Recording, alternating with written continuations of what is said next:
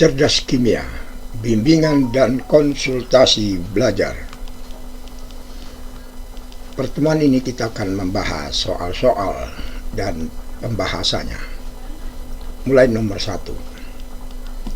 Susunan unsur-unsur periode 3 berdasarkan kenaikan energi ionisasinya, dimulai dari yang terkecil ya. Kita bahas. Nah, inilah unsur periode ketiga, mulai natrium sampai argon. Dengan energi ionisasinya sudah terlihat di sini. Jadi makin ke kanan energi ionisasi tersebut makin besar ya. Jadi ini natrium pertama 496. Kemudian angka yang lebih besar 578, aluminium. Kemudian Mg. Kemudian silikon. Kemudian sulfur. Kemudian fosfor. Kemudian klor. Dan yang terakhir adalah argon. Jadi susunannya Na, Al, Mg, Si, Sp, Cl, Ar. Jadi jawabannya adalah D. Nomor 2. Di sini diberikan tabel keteraturan ya, sifat unsur dari kiri ke kanan dalam satu periode. Sifat yang tepat untuk unsur periode ketiga adalah, kita tahu bahwa sifat unsur periode ketiga adalah energi ionisasi bertambah, jari-jarinya berkurang, keelektronegativan bertambah, massa atom bertambah, sisa basa. Sifat basa berkurang, sifat asam bertambah, ini ke kanan ya, sifat reduktor berkurang. Dan 8, sifat oksidator bertambah, sifat logam berkurang. Nah, jadi diantara ini mana yang benar? Kita lihat jawaban A. Ya, jawaban A itu nomor 1. Energi ionisasinya bertambah dan sifat basanya berkurang. Ya, jadi ini yang sesuai. Sedangkan yang nomor 2, afinitas elektron berkurang, harusnya bertambah. Ya. Kemudian jari-jari atomnya berkurang. Ya, di sini tapi sifat logamnya bertambah, salah, harusnya sifat logam berkurang dan seterusnya. Jadi jawabannya adalah A. 3. Urutan unsur periode ketiga yang arah ke periode ketiga ke arah makin besar, sifat produksinya. Nah, ini unsur periode ketiga, sifat produksi dari kanan ke kiri. Ya, dari kanan ke kiri sifat produksi makin besar. Ya, jadi S, Si. Nah, jadi jawabannya S, Si, Al, Na. Jadi yang paling besar di sini adalah Na. Jadi jawabannya adalah besar ya. Jadi dari kiri ke kanan. Ya, jadi Na, Al, Si, S, dari kiri ke kanan makin besar. Kemudian nomor 4, unsur periode ketiga yang merupakan oksidator terkuat. Kita bahas dari kiri ke kanan, sifat sebagai oksidator makin kuat, kecuali argon. Ya, jadi di sini Cl yang terkuat. Jawabannya D. Nomor 5, unsur A, B, C, 3 unsur ya.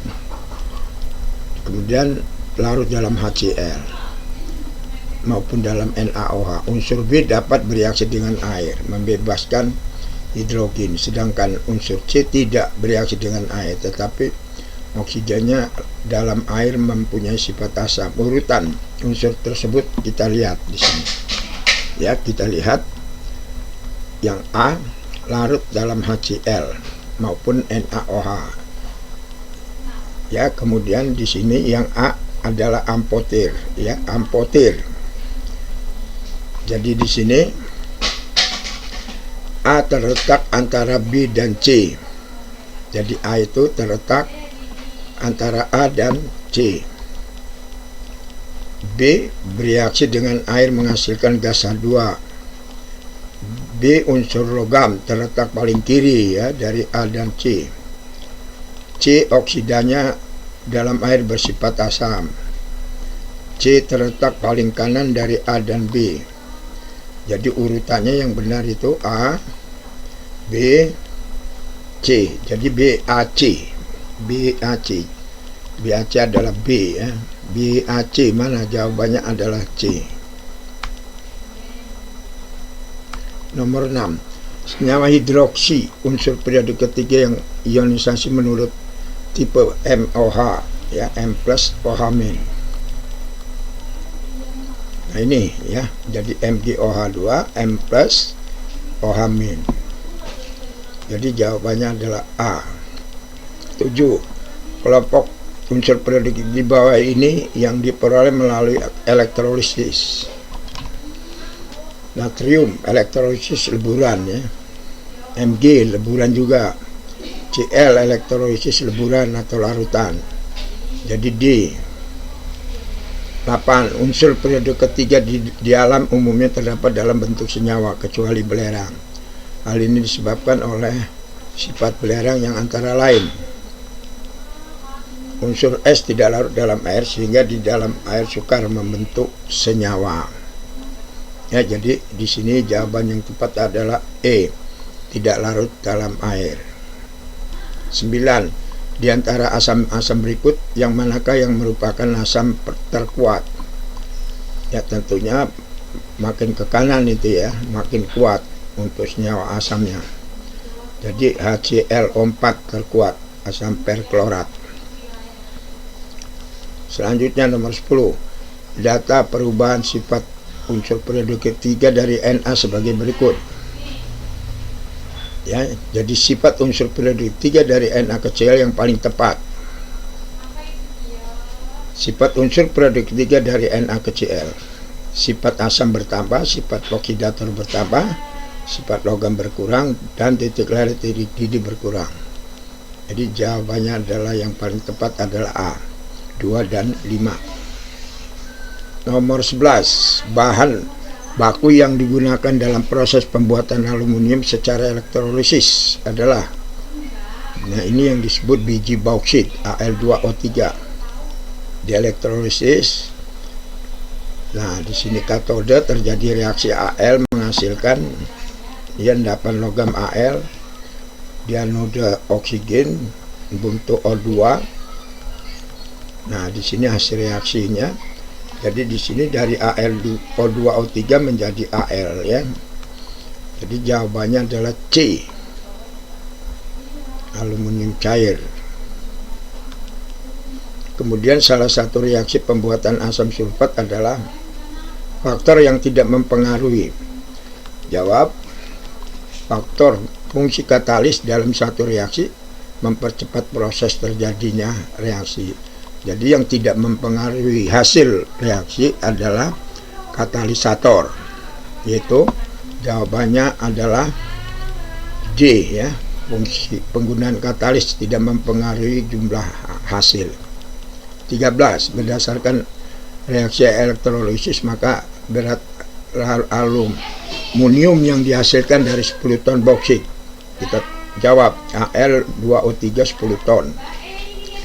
Jadi hitungannya berat Al 2 kali AR-nya karena ada 2 dibagi MR-nya kali berat dari Al2O3.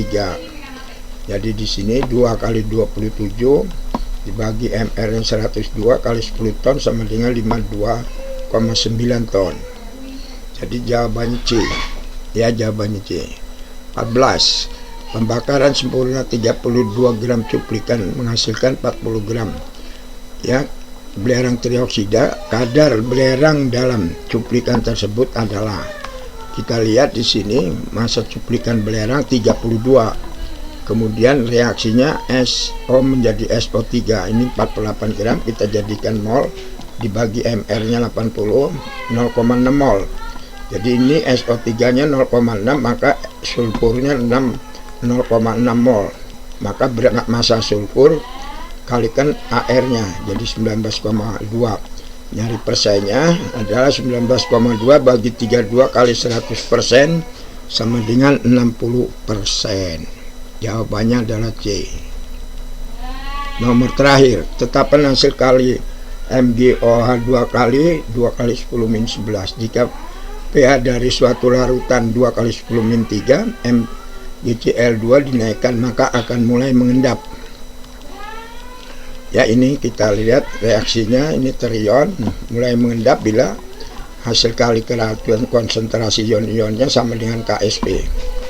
Ya, hasil kali konsentrasi ion ya 2 kali 10⁻3 ini Mg-nya, OH-nya di sini pangkat min 2. Ya, kemudian di sini hasil Ksp-nya, maka OH minusnya akan didapat 10 pangkat min 8 atau OH minnya 10 min 4 atau pH-nya POH-nya 4 atau pH-nya 10.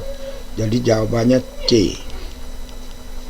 Nah, demikianlah pembahasan kita. Mudah-mudahan dapat bermanfaat. Jangan lupa